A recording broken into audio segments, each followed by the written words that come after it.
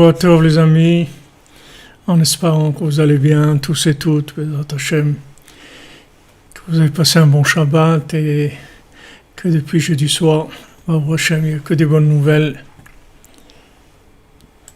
Voilà, Rabbeinu ne nous a pas lâchés, il a tenu sa promesse qu'il ne va jamais nous lâcher. Assurez-nous. Voilà, on se rapproche de Elul, puisque là on a fait Shabbat Mevachim, donc bientôt, très bientôt, Bezrat Hashem, c'est Elul, mercredi soir prochain, on avance à chez nous.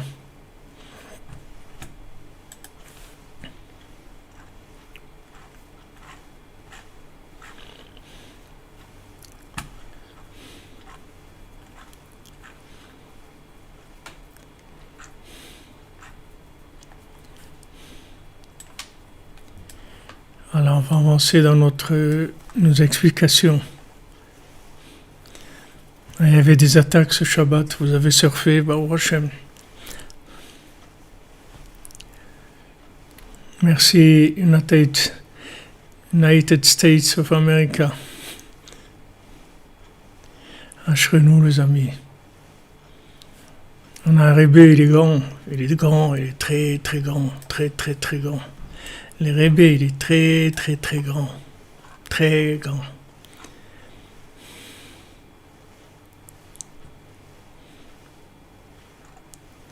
Amen. Refoua Shlema, Ron Ben Rivka.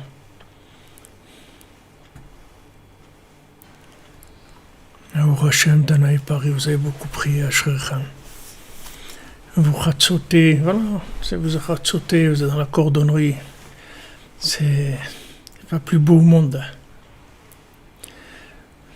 Refoua Shlema, remission totale, et Besorot Tovot Devora, Bat Korina Yala.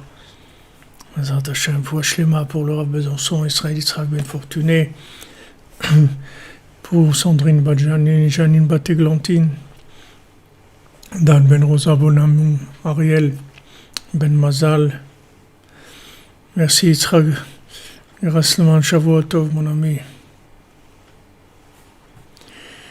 Pateach Tiftach, ouvrir le cœur de la main, de la bouche, la bénédiction, la santé, la tchouva, les portes du Mishkan et du Beth Amikdash, Amen, Kene Ratzon. Pour toi, Yitzhak Ben Fega, toute ta famille, Bezrat Hashem. Que Rabbeinu te bénisse 1000 fois. Yosef Ben Avraham Gez, des bonnes nouvelles, Bezrat Hashem.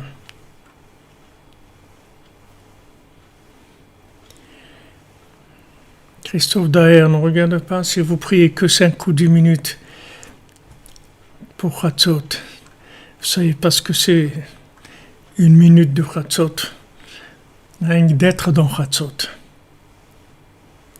Rien que d'être dans Chatzot. D'être dans Chatzot. C'est le plus grand cadeau qui existe dans tous les univers. Refoua Shlema Dvorah Léa Bat Hana. C'est un cadeau énorme. Ce que Rabbeinu a révélé dans le monde, ce sont des choses énormes, énormes. Et chaque petite chose, avec Rabbeinu, chaque petite chose, c'est une merveille, quelque chose d'extraordinaire.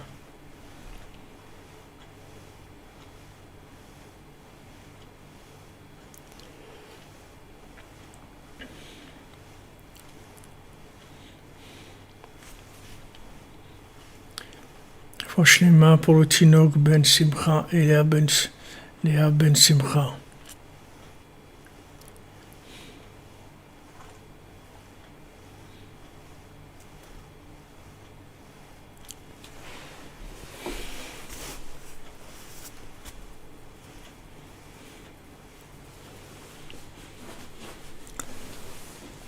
Alors dans notre étude sur le premier conte, c'est écrit que Vaïshev et Atzmo, Shebevadai Be'yishuv lo nimtzahar shel zahav ou miftzar shel margaliot.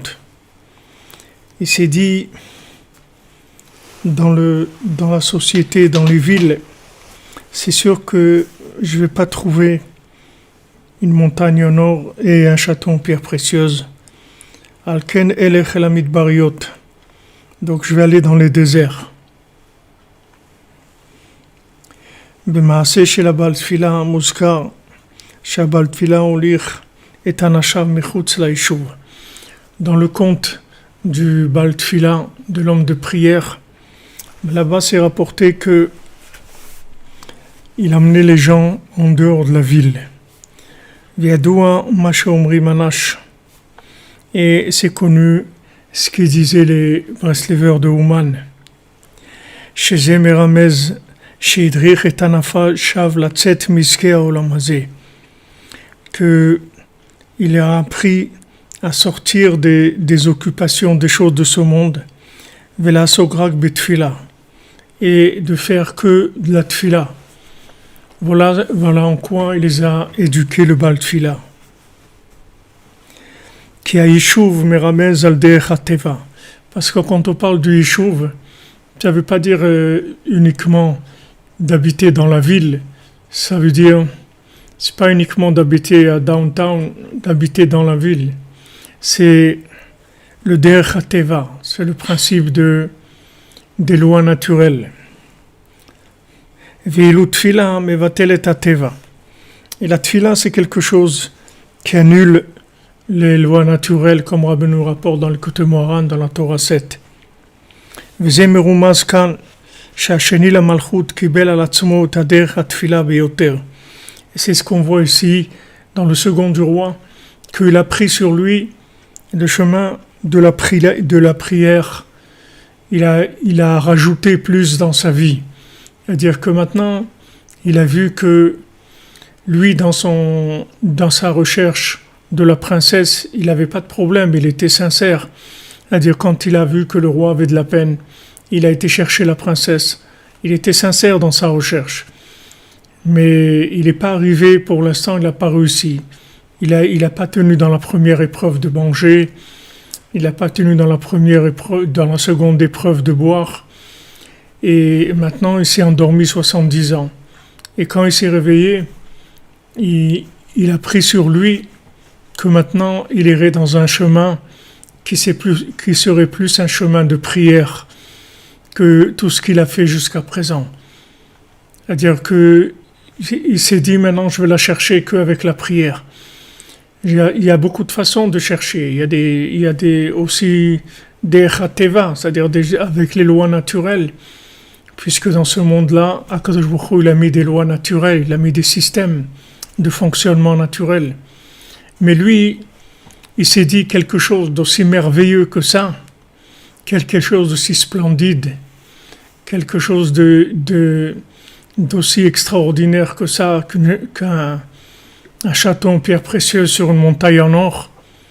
Ça, c'est pas quelque chose que je vais trouver en discutant, en cherchant sur les réseaux sociaux, en cherchant dans Google, en cherchant dans des livres.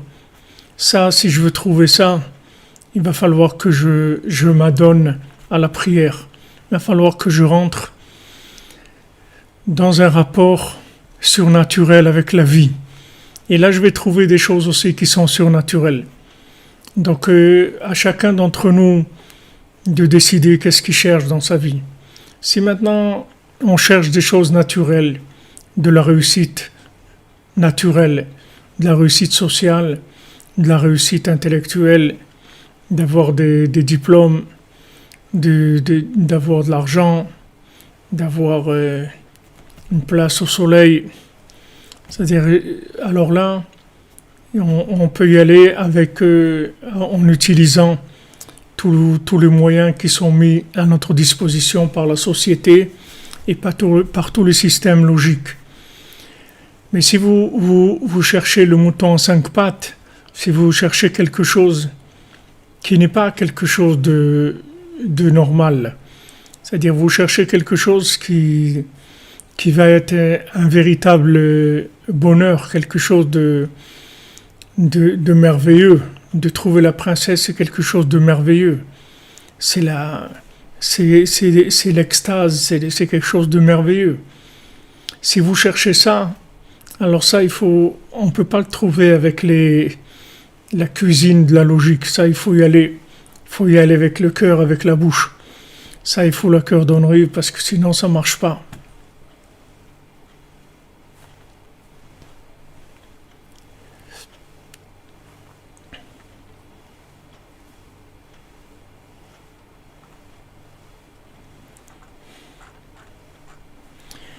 Les fois pour Esther Batsara.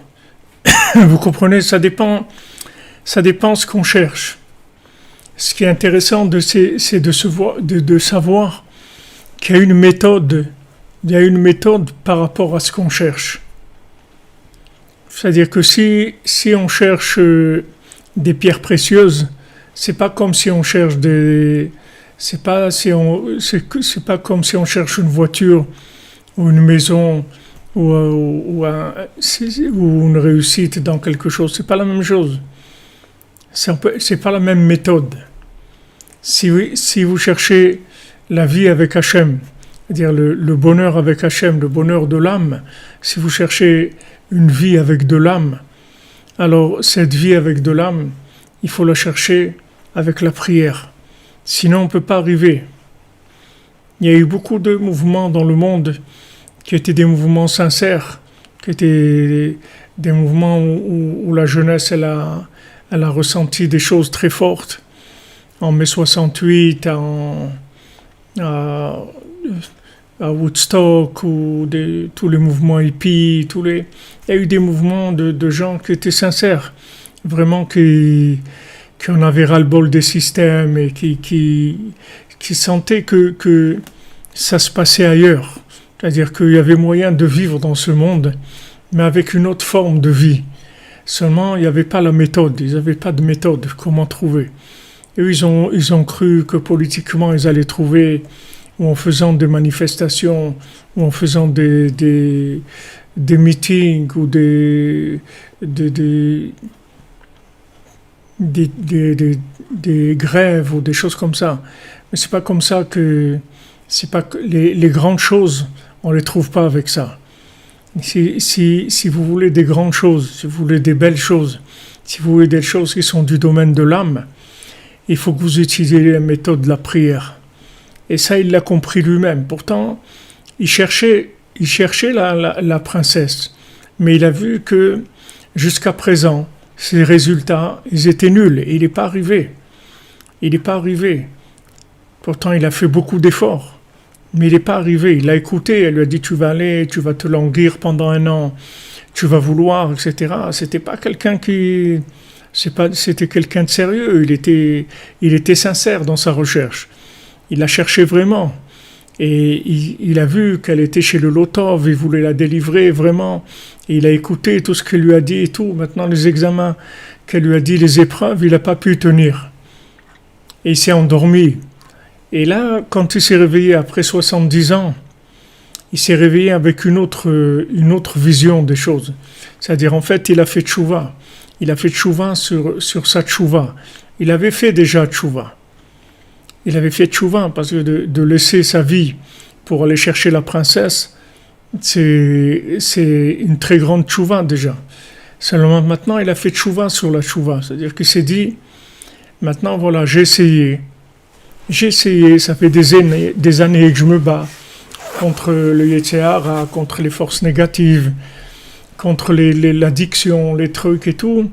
Je vois que ça marche pas.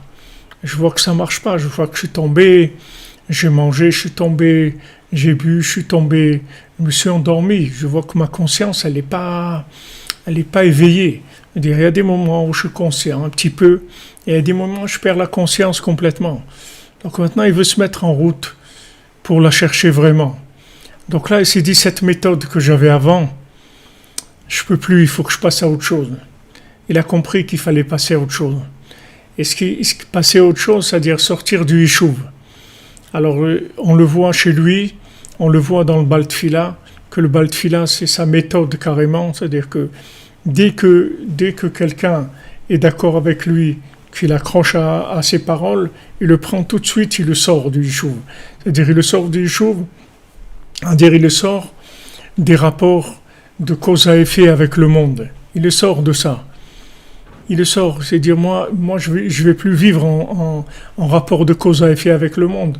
Moi, je vis en rapport avec Hachem, c'est tout. Ça, c'est ma façon de vivre. Ça ne veut pas dire qu'il va aller habiter dans la forêt, c'est pas ça. Il va continuer à habiter là où il habite, il va travailler là où il travaille, il va continuer sa vie normale. C'est pas qu'il va changer de la forme de la vie, mais seulement la façon de chercher, il va la changer. Sa façon de chercher, ça va plus être la même.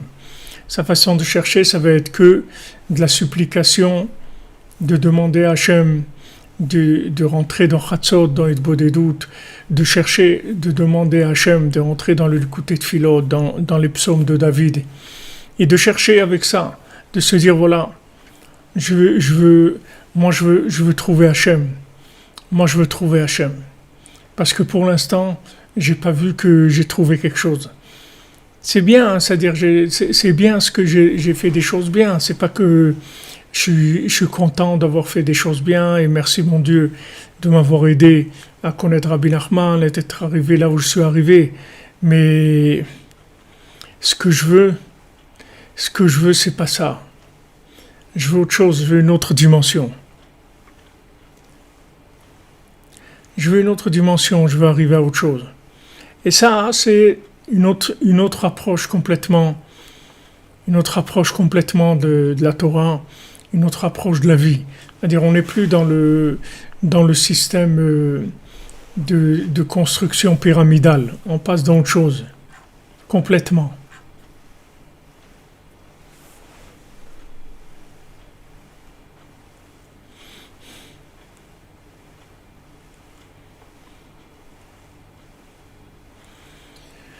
Le but, c'est de libérer la princesse. C'est sûr que le but, c'est de libérer la princesse, c'est sûr. Mais quand on voit que la méthode qu'on a utilisée, pour l'instant, ne nous a pas permis de la libérer, ça veut dire qu'il faut changer de méthode. Il faut avoir une méthode beaucoup plus axée sur la prière. Beaucoup plus axée sur la prière, plus que sur la recherche dans l'action, dans des domaines qui soient intellectuels, dans la connaissance, dans les livres ou autres. C'est-à-dire qu'il y a un moment où il faut avoir un engagement par le dialogue avec Hachem. Et ça, le Baal Tfila, il le fait a priori pour tout le monde. C'est-à-dire tout celui qui vient chez lui, comme Rabbi Nathan, il a dit, le Baal Tfila, c'est Rabbeinu. C'est-à-dire qu'il prend les gens, il les sort du Yishuv. C'est-à-dire quand Rabbeinu, il prend quelqu'un, il le sort du Yishuv, c'est-à-dire il le sort de la façon logique de voir les choses.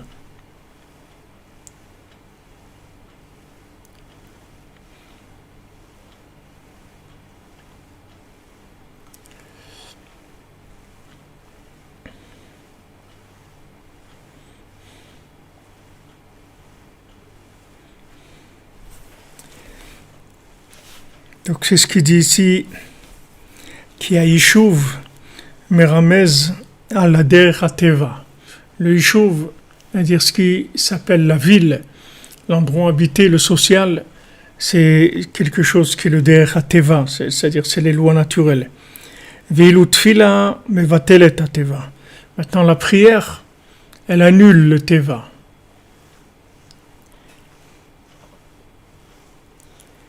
La prière, elle annule le Teva, c'est-à-dire que maintenant, même si d'après la réalité logique, on voit qu'on est arrivé à bugger, on est arrivé à un bug, puisque ça fait 2 fois qu'il échoue à l'examen et qu'il s'endort.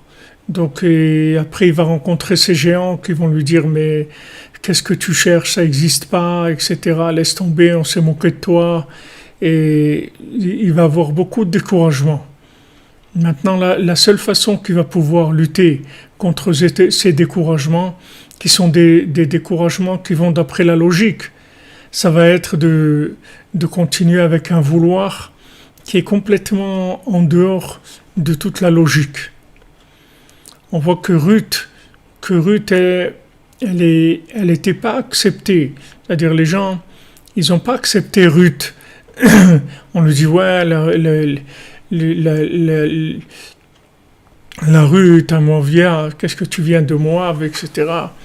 Et ils avaient oublié la halakha, Ils ne savaient pas que c'était les hommes de Moab qui avaient été rejetés par Moshe Rabbeinu, que Moshe Rabbeinu l'avait dit qu'on ne les accepterait plus. Mais les femmes, non. Mais cette halakha de Moshe Rabbeinu, ils avaient oublié, tous les sages, ils avaient oublié ça.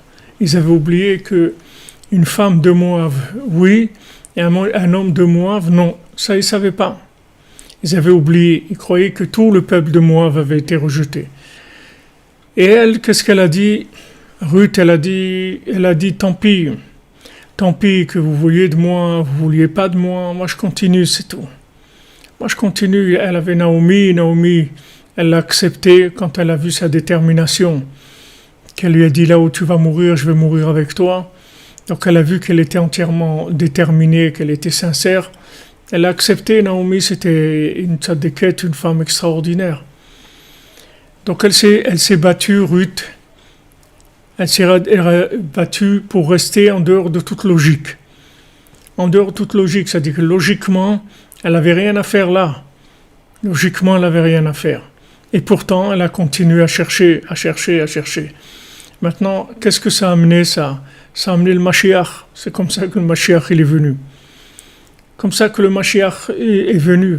Elle a eu le mérite, Ruth, d'être assise à côté de ses petits-enfants, de David Améler et de Shlomo Améler. Elle les a connus. Elle était assise quand David Améler il était sur le trône.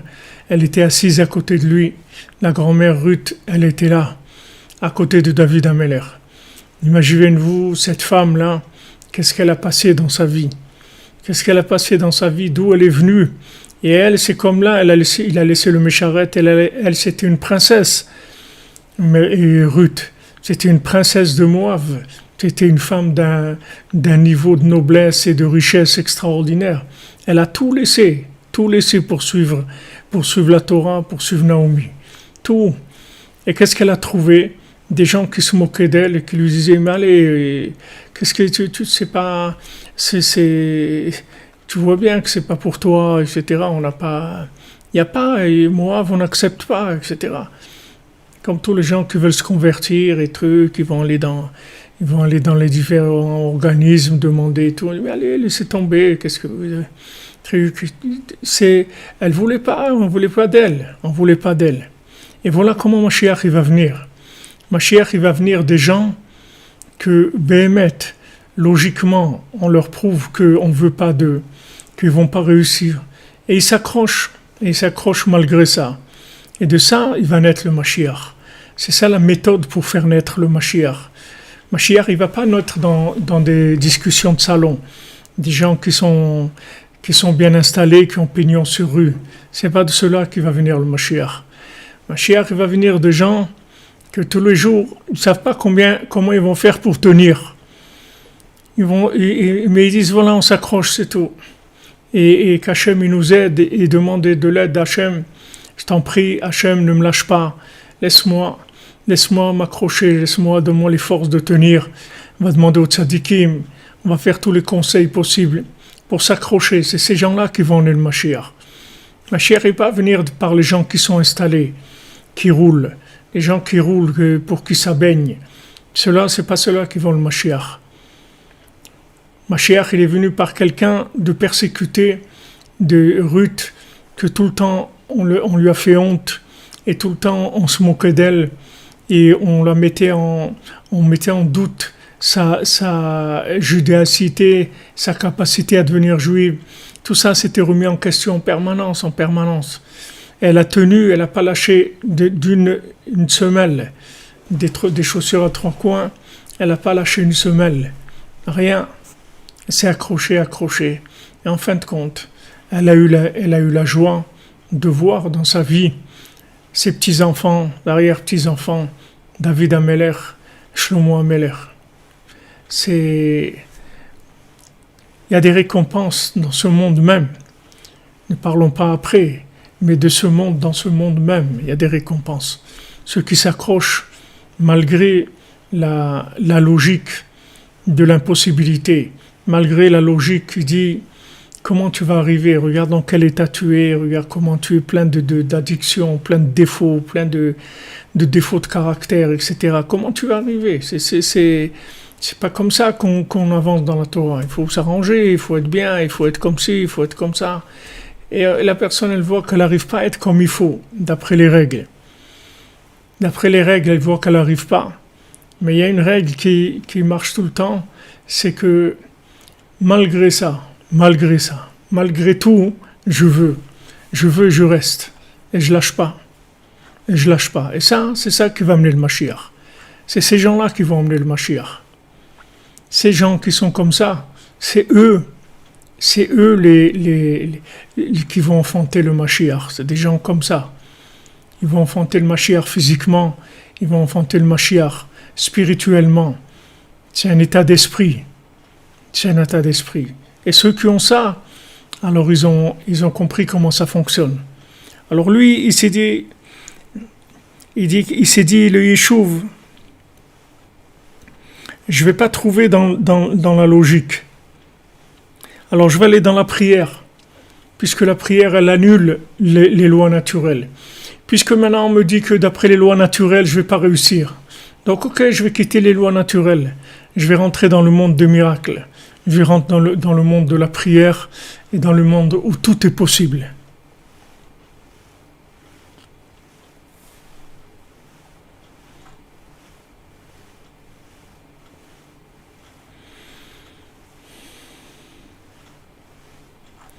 Exactement. Eliyahu Hanavi, Mashiach ben David, Bezat Hashem. Le Yeshuv, non, c'est pas le Yeshuv Adat. Le Yeshuv, ça veut dire, le Yeshuv, c'est les acquis, c'est les choses, c'est les normes, c'est les choses installées, c'est ça le Yeshuv. Quand on parle du Yeshuv, on parle de la ville. Dans le conte, on voit qu'il s'est dit que dans le Yeshuv, il ne se trouve pas quelque chose comme ça. Parce que lui, il connaissait les landcartes, il connaissait la carte du monde, et il savait que dans les villes, dans tout ce qui était normalisé dans les cartes, il n'y avait pas un endroit comme ça, une montagne en or, un château en pierre précieuse. Que ça se trouvait en dehors de tout le domaine des cartes. C'était quelque chose qui n'était pas visible par la logique humaine. Donc il s'est dit, puisque maintenant, là-dedans, c'est sûr qu'il n'y a pas ça. Alors je vais la chercher par la prière. Et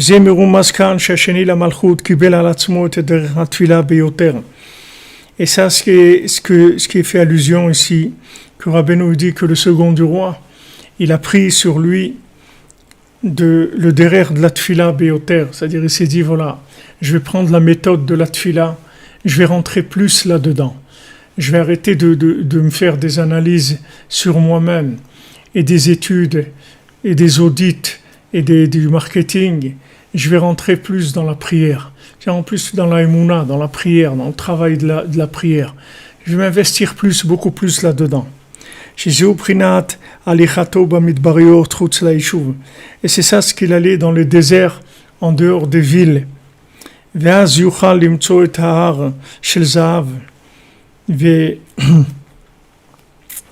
Alors à ce moment-là, il peut trouver la montagne en or et le château en pierre précieuse. Que ça aussi, c'est-à-dire cette montagne en or et ce château en pierre précieuse, il se trouve aussi en dehors de la logique. Demandez à n'importe qui, est-ce qu'il a déjà vu la montagne en or et le château en pierre précieuse? Il va vous dire, mais c'est quoi ce truc-là? C'est un conte de fées, c'est quoi? Où tu veux trouver ça? Ben ça se trouve, ça existe. Mais il n'y a personne qui va vous croire. Il faut dire aux gens, mais ça existe. Ils diront, ça n'existe pas. Les gens vont vous dire, ça n'existe pas. C'est sûr que ce n'est pas les tours opérateurs qui font des voyages dans le monde qui vont vous dire, venez visiter la montagne en or et le château en pierre précieuse, parce que ce n'est pas eux qui l'ont vu. Et la plupart des gens, ils ne l'ont jamais vu. Et pourtant, ça existe. Ça existe, c'est là. C'est là où on vit. Ça existe là où on vit, ça existe. Seulement, ça ne peut pas se trouver par la logique. Les gens qui sont dans la logique, ils ne peuvent pas trouver ça.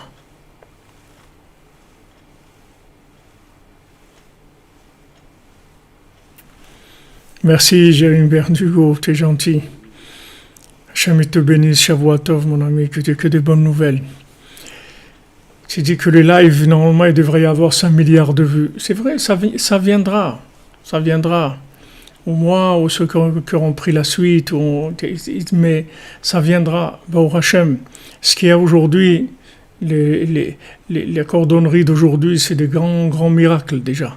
C'est des grands miracles dans une génération comme ça. On a permis à des gens comme nous de nous réveiller. C'est très, très grand miracle. Et ça va Bezat Hashem, il va y avoir de plus en plus.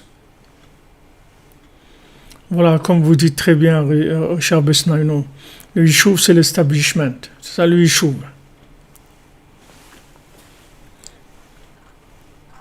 Val d'Or, le Val d'Or, ouais.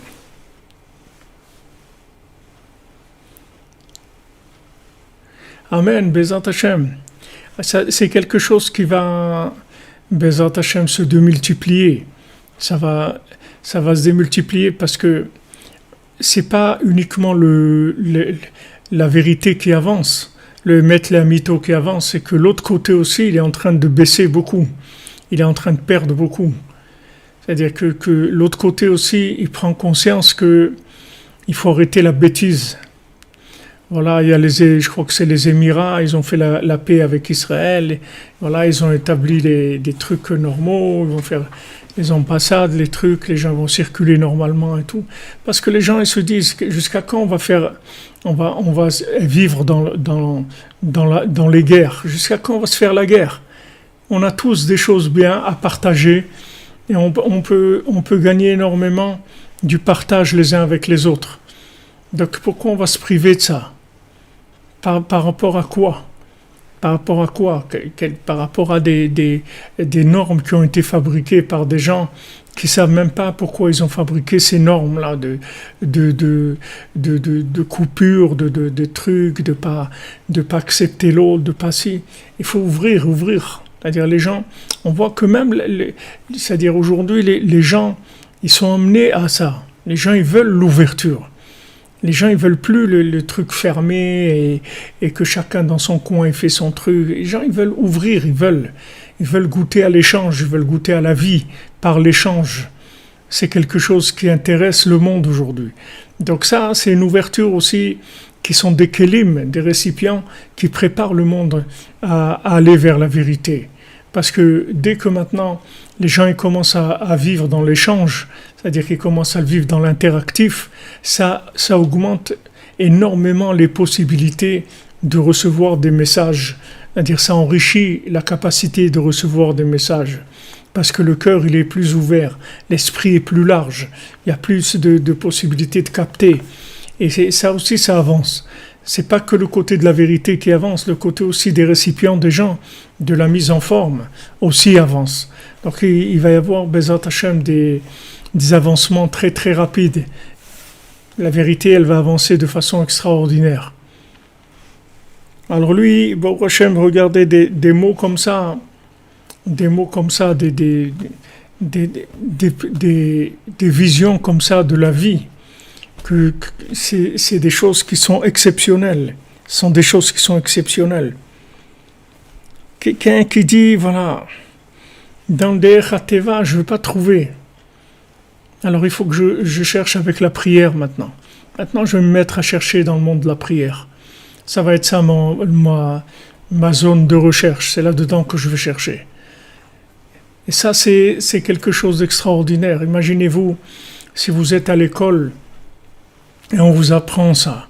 On vous dit, regarde, si tu as des difficultés maintenant dans telle matière ou dans telle matière, c'est difficile pour toi. Tu n'arrives pas en géographie ou tu n'arrives pas en mathématiques ou tu n'arrives pas. Tu sais, il y a une méthode.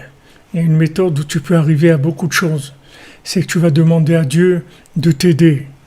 Tu vois, tous les soirs, avant de dormir, ou tous les matins quand tu te réveilles, tu demandes à Dieu, tu dis, regarde, mon Dieu, toi qui m'as créé, j'ai des difficultés dans les mathématiques, je ne comprends pas bien. Aide-moi à comprendre. Aide-moi à comprendre, je veux réussir ce que je suis en train de faire. Et je ne veux pas avoir des mauvaises notes, je veux que mes parents ils soient contents, etc. Si maintenant on a des professeurs comme ça, regardez la vie Qu'est-ce que ça peut être? Parce que c'est pas uniquement l'école, c'est que c'est les leçons de vie. C'est-à-dire on apprend à l'enfant comment on peut vivre. Il y a ce qu'on arrive à faire et il y a ce qu'on n'arrive pas à faire. Ce qu'on arrive à faire, on le fait. Et ce qu'on n'arrive pas à faire, on va le faire avec de la prière. Mais c'est pas, on va rien lâcher. On ne va rien lâcher du tout. Tandis que dans le monde des lois naturelles, ce que vous pouvez faire, alors on vous dit fais-le. Et ce que tu ne peux pas faire, il faut le lâcher parce que tu ne peux pas le faire. Ça, c'est la vie normale de Esav, c'est la société moderne normale. C'est comme ça que les gens ils ont appris, ils ont grandi. Il y a ce qui est pour toi, c'est ce que tu réussis à faire. D'accord? Et il y a ce qui n'est pas pour toi, c'est ce que tu ne réussis pas. Mais le problème, c'est que moi, ce qui est pour moi, je ne réussis pas. Et ce que je réussis, c'est pas pour moi, ça ne m'intéresse pas. Alors comment je vais faire? Comment je vais faire? Voilà. Ce que maintenant j'arrive à faire, ça ne m'intéresse pas. Et ce qui m'intéresse, j'arrive pas à le faire. Alors comment je vais arriver? Alors que si maintenant vous avez des éducateurs, des gens qui vous apprennent, est-ce qu'ils vous apprennent à vivre comme ça, alors vous allez tout réussir dans votre vie. Vous allez tout réussir, il n'y a rien qui va vous arrêter. Parce que là où vous voulez réussir et que vous n'arrivez pas, vous allez utiliser la prière, c'est tout. Puisque la prière, c'est les malaminateva, c'est au-dessus des lois naturelles. Alors maintenant, il n'y a plus personne qui va pouvoir vous dire « Ouais, mais tu vois bien que tu n'es pas fait pour ça, tu n'y arrives pas et tout. » Fais plutôt ce qui t'est... Regarde là-dedans, tu as des bonnes notes et tout, alors vas-y, persévère là-dedans, avance là-dedans. Et dis « Mais ça, c'est vrai, j'ai des bonnes notes, mais je n'ai pas envie de faire ça. C'est pas ça qui me plaît. » Je dis « Comment, ce qui te plaît, c'est juste là où tu n'arrives pas. » Je dis « J'arrive pas, c'est vrai, mais ça me plaît. C'est ça qui me plaît. » Et ça, dans le monde, ça passe pas. Les gens vous disent, mais vous êtes fou complètement. T'es complètement taré. C'est quoi ça? Alors, ce que tu arrives à faire, tu veux pas le faire. Et ce que tu n'arrives pas à faire, c'est là-dedans que tu veux réussir. Oui, tout à fait.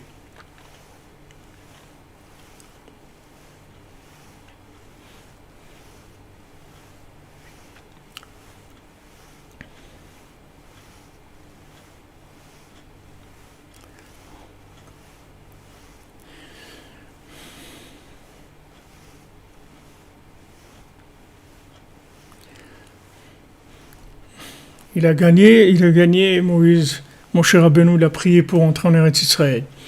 C'est vrai, il aurait rajouté encore une prière, il serait rentré. Mais nous, notre méthode, c'est de demander.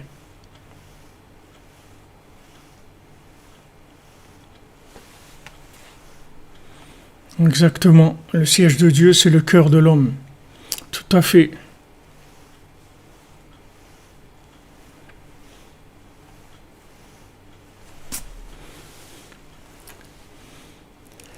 Baruch Hashem, Trump, il parle de la prière, Baruch Hashem. Mais vous voyez que Trump, c'est pas un vrai milliardaire. Si vous le voyez, vous voyez que c'est un cordonnier, c'est pas un vrai milliardaire. Il a pas la tête il a pas dans sa tête ce qu'un milliardaire normal il a dans sa tête. Lui, c'est un milliardaire, mais c'est un enfant. Vous voyez que c'est un cordonnier. C'est pas un homme de la norme de milliardaire. C'est pour ça que les gens ils l'aiment pas. Tous les vrais milliardaires ils l'aiment pas parce qu'il n'est pas dans la norme des gens riches. Les gens riches ils sont pas comme ça. Lui il est milliardaire, mais il a une tête d'enfant. Il n'a pas une tête de milliardaire. Vous comprenez?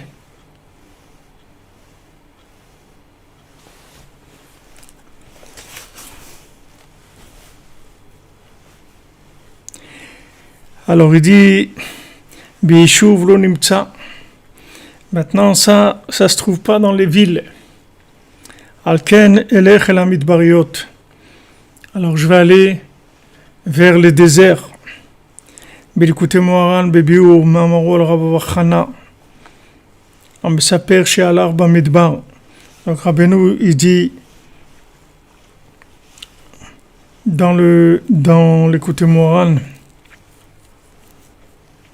dans la Torah Vav,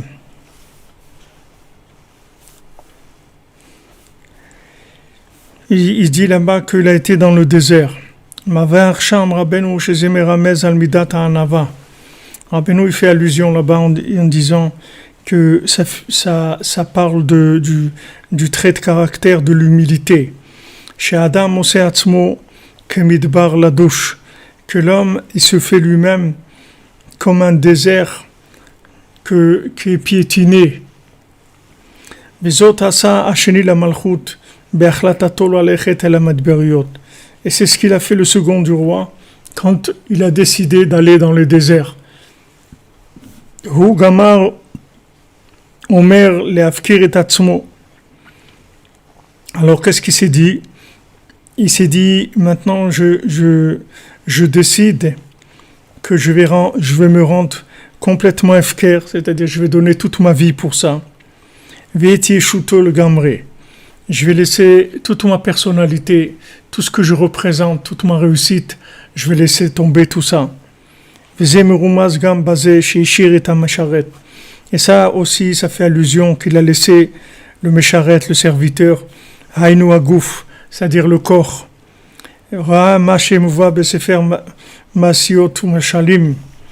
qui est rapporté dans le livre Masiot Meshalim de Korveor, Mashal Memeler Sheratz Acharet Zvi Velo Haya Yechol Leasigo.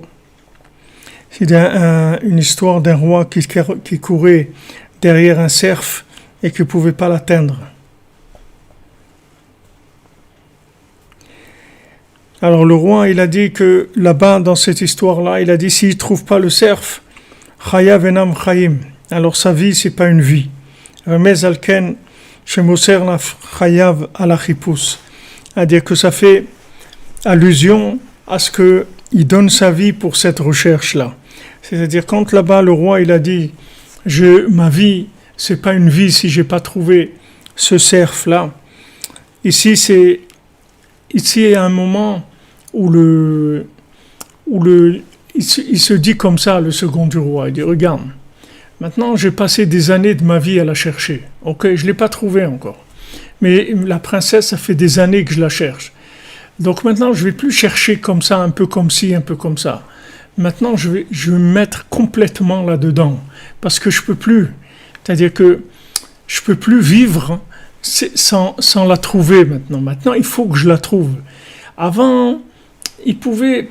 Vous voyez son attitude quand il a mangé la pomme ou quand il a vu... quand il a vu la rivière... Il a vu la rivière qui ressemblait à du vin, tout ça. Il y avait un petit peu quand même de nonchalance, il y avait un petit peu comme ça, c'est-à-dire c'est vrai qu'il l'a cherché, mais il faisait pas que ça. Il l'a cherché. Il a passé un an à se languir, etc. Mais il l'a cherché, mais en même temps, il vivait aussi, il kiffait un peu la vie, il faisait des choses à côté, etc. Mais là, il s'est ressaisi complètement, c'est-à-dire que après toutes ces épreuves qu'il a eues et qu'il a dormi 70 ans, il s'est ressaisi complètement et il s'est dit maintenant c'est terminé. Maintenant je laisse tout, je vais faire que ça, c'est tout. Je vais faire que ça parce que ça c'est ma vie. Donc qu'est-ce que je suis en train de faire là? Je suis en train de chercher un peu comme ci, un peu comme ça. Il veut plus.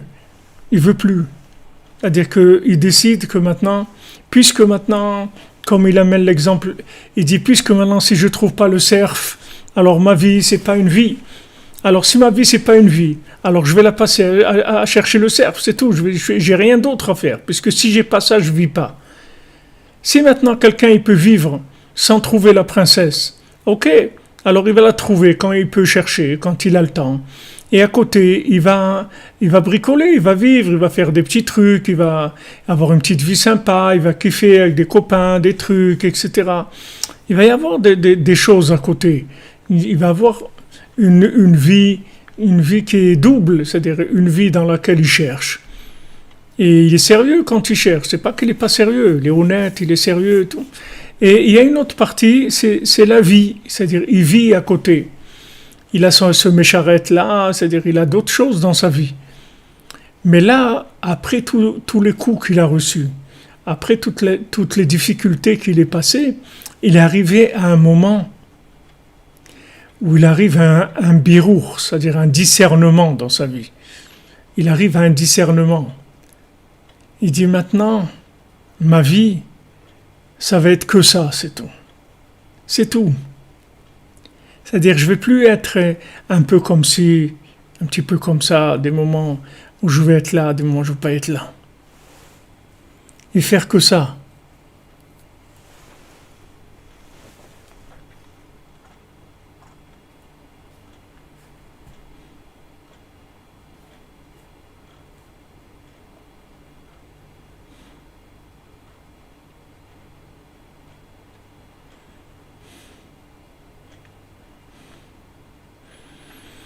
Voilà, comme tu dis, Youssef Hatzadik, avant il pouvait aller au resto et trucs. C'est pas que c'est pas bien. Ce que je veux dire, je veux pas dire que c'est pas bien.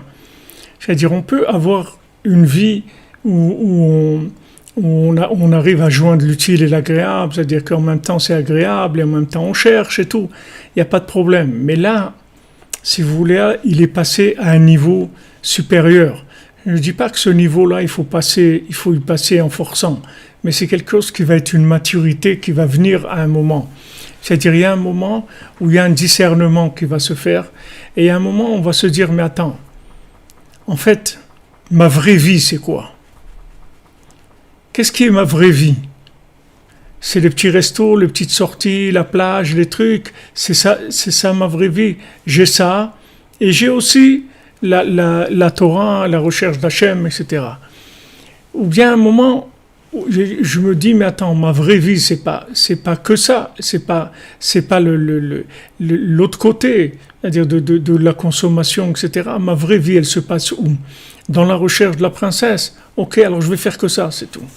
Mais ça, c'est une maturité. Ce que je vous dis là, c'est pas Shalom que quelqu'un il lâche toute sa vie, fait que ça. C'est pas, il y a rien à lâcher. C'est quelque chose qui vient par maturité, c'est tout. C'est comme la fusée qui lâche des morceaux à chaque fois pour monter. C'est quelque chose qui vient avec la maturité. Mais il faut savoir que quand il s'approche, Mamash, du moment de la trouver dans le château en pierre précieuse, il y a un moment où il n'y a plus rien dans sa vie. Il n'y a que ça, c'est tout. Et c'est comme ça qu'il arrive. C'est parce qu'il n'y a plus que ça. C'est la seule chose qui l'intéresse. Il n'a rien d'autre dans sa vie. Il n'a rien d'autre. Il recherche aucune autre réussite, aucun accès dans rien du tout. Il n'y a que ça qui l'intéresse. Et ça, quand il arrive à ça, ça veut dire qu'il est arrivé à la fin, c'est-à-dire qu'il va la trouver. Parce que avec ça, cette méthode, là où il est arrivé, c'est sûr qu'il va la trouver. Seulement, avant d'arriver à ça, c'est pas évident. Ça demande beaucoup d'aliotes et d'éridotes, de monter et descendre, d'avoir des moments comme ça et des moments comme ci. Alors, des fois, il y a des fois les gens, ils se trouvent dans un milieu social, dans une rencontre, des trucs, un restaurant, n'importe quoi. Et ils se sentent comme un cheveu dans la soupe. Ils ne se sentent pas bien dans leur peau. Ils ne se sentent pas bien parce que eux, leur vie, c'est de chercher la princesse. Maintenant, quand ils sont là, ils ont envie de faire plaisir aux autres, mais ils se sentent pas bien parce que c'est pas là-dedans qu'ils ont envie d'être. Alors petit à petit, les choses comme ça, elles mûrissent. Les choses, elles mûrissent. Jusqu'à ce qu'on arrive à un moment où on arrive à un discernement total et on fait un choix. Et à ce moment-là, c'est vraiment la dernière lignée, plutôt la dernière ligne droite pour y arriver. Quand il prend cette décision, après il va y avoir des difficultés, tout ce que vous voulez, mais c'est terminé. C'est-à-dire que l'échec, il n'est plus du tout envisageable, c'est terminé. Avant, il y avait une possibilité de s'endormir, de trucs et tout, maintenant il n'y a plus ça. Ni il va s'endormir, ni il va boire du vin, ni il va manger de la pomme, il va plus être là-dedans du tout. Il n'aura même pas des épreuves là-dedans, parce qu'il n'est plus là-bas du tout. Il n'est plus du tout dans ce monde-là, de manger, de boire et tout. Il va sortir de tout ça, c'est plus ce qui l'intéresse. Il va manger, c'est pas qu'il va pas manger, il va boire, c'est pas qu'il va pas boire, mais c'est pas ça sa vie. C'est quelque chose de secondaire tout ça. C'est plus ce qui l'intéresse. Il va manger parce qu'il faut se nourrir, il va boire parce qu'il faut boire, il va travailler parce qu'il faut travailler, mais c'est tout. Mais sa vie, elle est plus là-dedans. Il est plus investi là-dedans, il cherche plus rien du tout là-dedans que juste faire ce qu'il y a à faire pour fonctionner, c'est tout. Mais c'est plus, son cœur, il est plus là-dedans.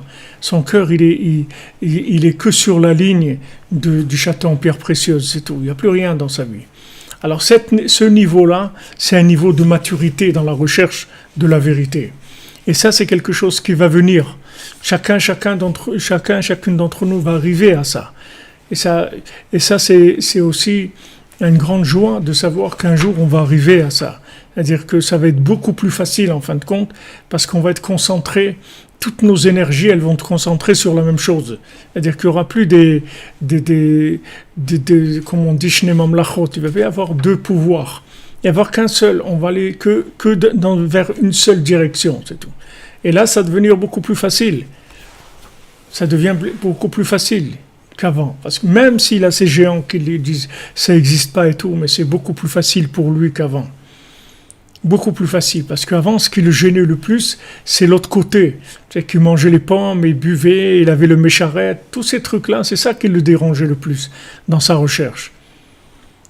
Le vouloir, il l'avait. Seulement, dans sa méthode, il y avait des mélanges. C'est-à-dire, il y avait des choses qui étaient venues être mélangées dans sa sincérité, dans son idéal. Il y a des choses qui venaient déranger son idéal. Alors avec la recherche, en continuant la recherche, on arrive à un moment où il reste que l'idéal, c'est tout.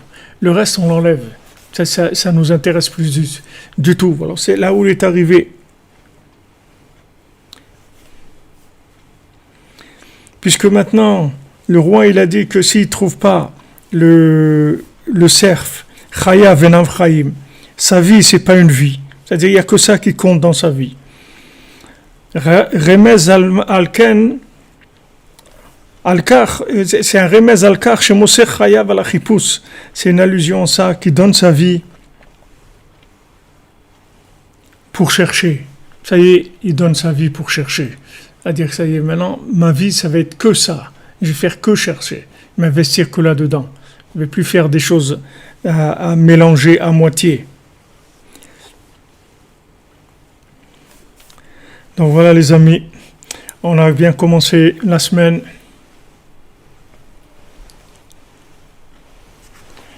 Voilà les amis, une bonne semaine.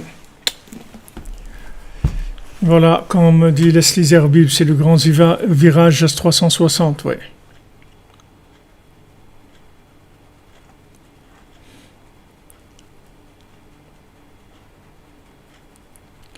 Ashrenu les amis, une bonne semaine, excellente semaine, avec beaucoup de joie, beaucoup de recherche dans la joie, beaucoup de force, Chaque jour on essaye. Chaque jour, allez, on essaye. Chaque jour on se remet on the road again et on cherche. Bezat Hashem. Merci pour tout, merci de votre présence, merci de votre soutien, qu'Hachem vous bénisse, que des bonnes nouvelles pour tout le monde. Amen, merci les amis.